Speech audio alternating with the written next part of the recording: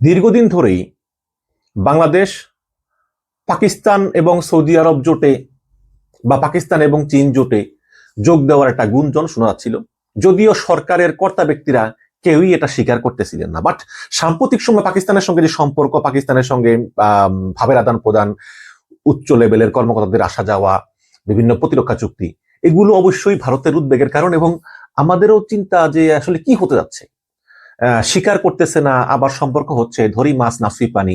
আবার রিসেন্টলি যে পাকিস্তানের থেকে JF-17 বিমান কেনার কথাবার্তা হচ্ছে, পাকিস্তান থেকে অনেকে বিমান কিনতেছে, বাট আমি অনেকের সঙ্গে আলাপ করছি, তারা বলতেছে যে ভাই, চীন থেকেই তো ভালো বিমান পাই, চীনের JC-10 খুব ভালো বিমান, তো পাকিস্তান থেকে কিনা দরকারটা কি, কিনলে ভালো থেকে কিনবো। যাক, সেটা অন্য আলোচনা।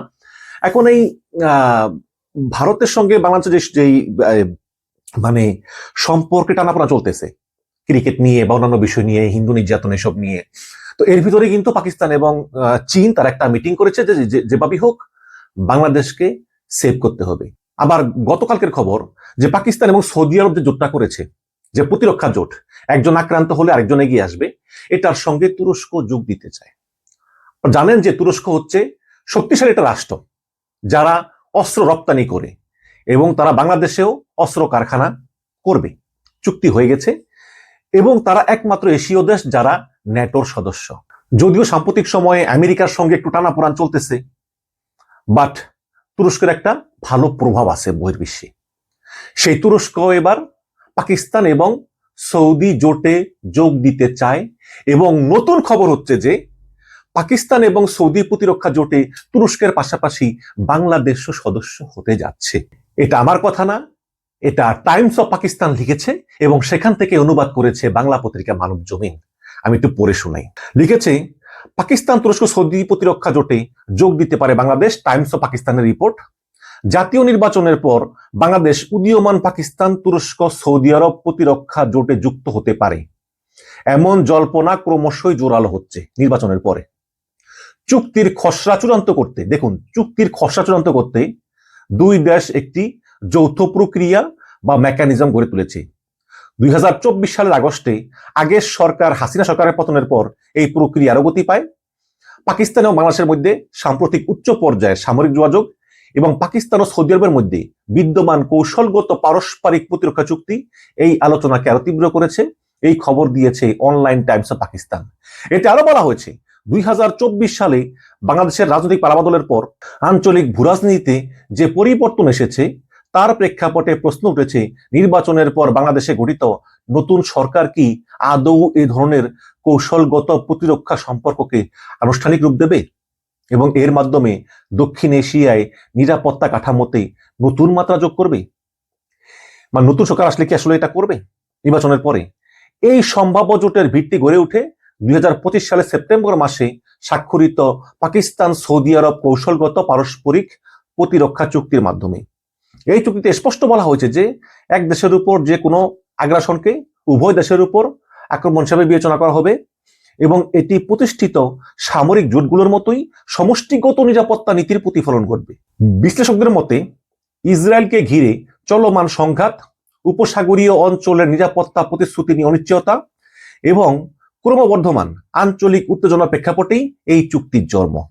পারমাণবিক শক্তি রাষ্ট্র হিসাবে পাকিস্তানের অবস্থান, আপনারা জানেন যে পৃথিবীতে একমাত্র মুসলিম দেশ পাকিস্তান যাদের হাতে পারমাণবিক অস্ত্র আছে।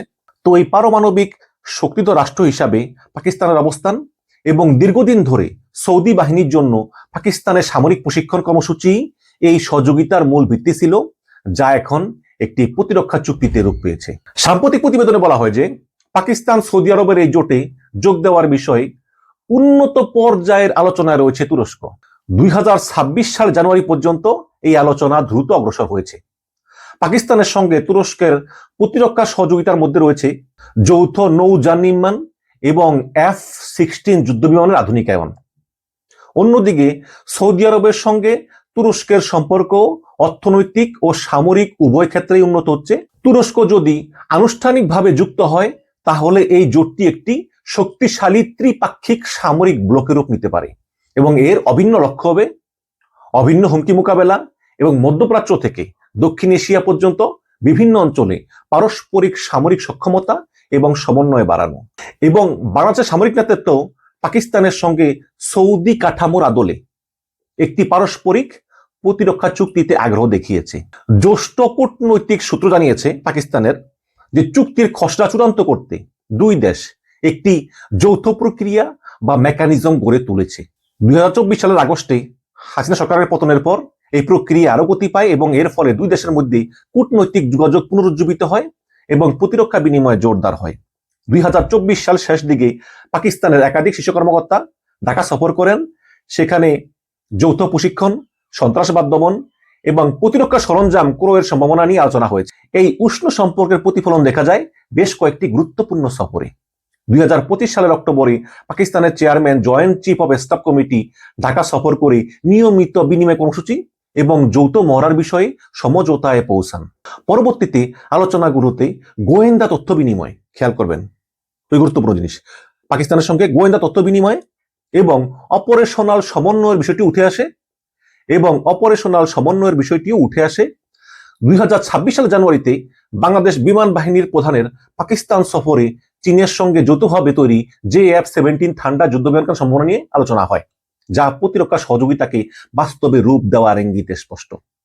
এই পদক্ষেপগুলো বাংলাদেশের অন্তর্বর্তীকালীন সরকারের অধীনে কৌশলগত বৈচিত্র্য আনার নীতির প্রতিফলন, যেখানে দেশটি ঐতিহ্যগত নির্ভরতার বাইরে গিয়ে, মানে আগে যে ভারতের প্রতি ছিল এটার বাইরে গিয়ে নতুন অংশীদার খুঁজছে। এখন প্রশ্ন হচ্ছে যে আসলে নির্বাচনের পরে বিএনপি বা জামাত যে ক্ষমতা তারা আসলে এই চুক্তি মানবে কিনা, এই চুক্তির আনুষ্ঠানিক রূপ পাবে কিনা তা নির্ভর করছে 2026 সালের ফেব্রুয়ারির নির্বাচনের উপর। নির্বাচনের মাধ্যমে গঠিত নতুন সরকারই এই খসড়া চুক্তি পর্যালোচনা এবং অনুমোদনের চূড়ান্ত সিদ্ধান্ত নিবে। যদিও খসড়া নিয়ে অগ্রগতি স্থিরভাবে এখনো এগুচ্ছে, তবে সূত্রগুলো বলতেছে যে নতুন সরকার যদি আইসা এটা বাদ দিয়ে দেন তাহলে কি করা যাবে। এখন নতুন সরকারের কি মনোভাব, এটাই আসলে চূড়ান্ত ফল নির্ধারণ করবে। বাংলাদেশের ফোর্সেস গোল 2030 আধুনিকায়ন কর্মসূচির সঙ্গে পাকিস্তানের মতো অংশীদারদের কাছ থেকে প্রশিক্ষণ এবং সামঞ্জস্যপূর্ণ সরঞ্জাম, মানে সামরিক সরঞ্জাম গ্রহণের লক্ষ্য ভালোভাবে মিলে যায়। এর আওতায় পাকিস্তানের সঙ্গে যৌথ মহড়া ও প্রযুক্তি হস্তান্তরের সুযোগও তৈরি হতে পারে। টাইমস অফ পাকিস্তান লিখেছে যে এই উদ্যোগের প্রভাব শুধু বাংলাদেশে সীমাবদ্ধ নয়। প্রতিবেদনে বলা হচ্ছে অন্তত 8টি দেশ পাকিস্তানের সঙ্গে অনুরূপ কৌশলগত ব্যবস্থায় আগ্রহ প্রকাশ করেছে, যা পাকিস্তানের বিস্তৃত প্রতিরক্ষা কূটনীতির ইঙ্গিত দেয়। বাংলাদেশের ক্ষেত্রে এই জোটে যুক্ত হওয়া নিরাপত্তা নিশ্চয়তা দিতে পারে এবং কৌশলগত অংশীদারিত্বে বৈচিত্র্য আনতে সহায়ক হতে পারে। বিশেষ করে প্রতিবেশী দেশ ভারতের সঙ্গে বাংলাদেশ সম্পর্কের টানাপোড়েনের প্রেক্ষাপটে এই ধরনের চুক্তি খুবই গুরুত্বপূর্ণ। তবে 71 সালের মতো ইতিহাসজনিত সংবেদনশীলতার কারণে বিষয়টি আভ্যন্তরীণ রাজনৈতিকভাবে সতর্কতার সঙ্গে বাংলাদেশ সরকারকে সামলাতে হবে।